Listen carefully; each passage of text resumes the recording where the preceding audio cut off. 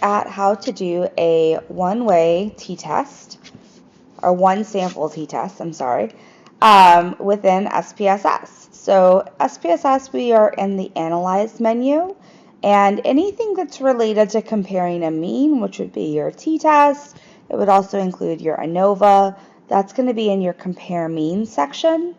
And you'll notice here we have a one sample t-test, which is what I am wanting to do. And so in order to do a one sample t-test, we need to kind of move through the steps of the packet. And so as I'm looking at the packet, you'll notice you have the precursors here, as well as the assumptions, as well as the write-ups. So we already know that we have a continuous dependent variable. That just means it's a scale variable. We already know, or we're assuming, random sampling, but we do need to check for no significant outliers. So I'm going to go in, and let's say that we're going to work with something like math achievement. So if I want to check for outliers, the best way to do that is to create a box plot.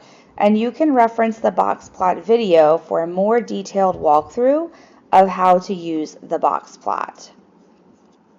So once I make my plot, I'm going to see that I have no dots above or below my whiskers, so I'm good to keep going. Now you would put your image in right here, and you would change the wording here. So you would say that there are no significant outliers were identified, and if you didn't identify any, you take this piece out, and then your citation is your SPSS textbook for right now. Then you're going to have the normality of the dependent variable. So really, this is a normal distribution, but for dissertation research, while we can look at the histogram, we also, for rigor, want to see a Shapiro-Wilk test. So if I go to my appendix, it's going to talk about how to do a Shapiro-Wilk test that will help us out. So we're going to go to Descriptive Statistics, Explore.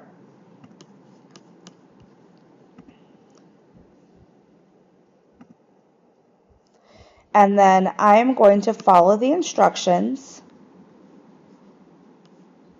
I'm going to move my scale variable up to the dependent list.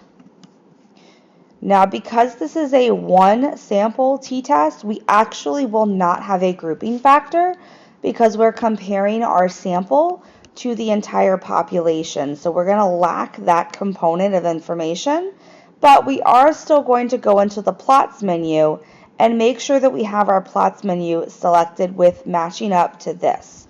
So I need factor levels together, I need it none, I need it stem and leaf, and I need to check off normality plots with tests.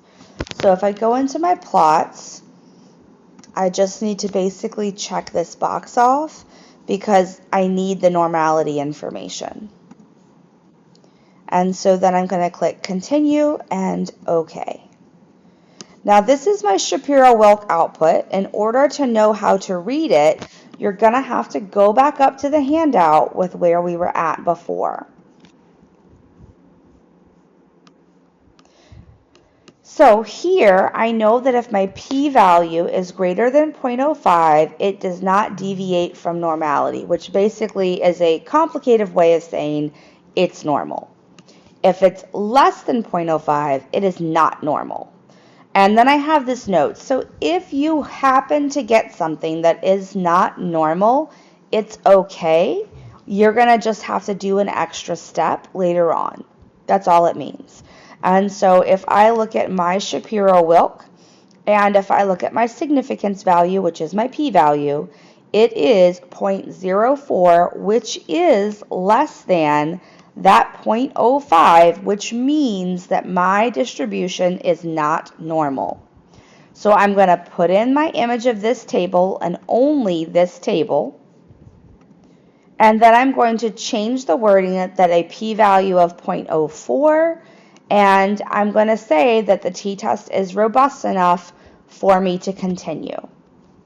And so then I'm going to run the actual t-test, which is going to require going to the Analyze menu and to that Compare Means menu. Everything I need for a mean comparison, which is any type of t-test and any type of ANOVA, is found in this window. I'm going to move Math Achievement over, and you'll notice there is this idea of a test value. My test value would be what I am comparing it to. So let's say that I'm comparing my sample that I have in my sheet to a state average on this test of a 14. I can go in my options menu. If you wanted to use a different confidence interval, you could, but in education, we stick with 95%, and I'm going to click OK. Now this is my t-test information. I have a one sample t-test table here, and I have the effect size information. I don't want to necessarily look at the effect size information because right now I'm just trying to look at the information for the actual one sample test, and I am going to look at the significance. And if you look in here, I have given you some detailed descriptions on how you would actually write it up. So in the one-step t-test, notice we'll look at the test value, and we will use the p-value for sig two-tailed. That's the sigma we're going to use. So if I go back in here, my test value is 14. That means I was looking for a test of 14. I'm going to look at significance two-tailed of 0.06. So if I am 0.06, that is greater than 0.05, and I'm going to flow through the information in this description area to complete my write-up. And that is how you do a one sample t-test.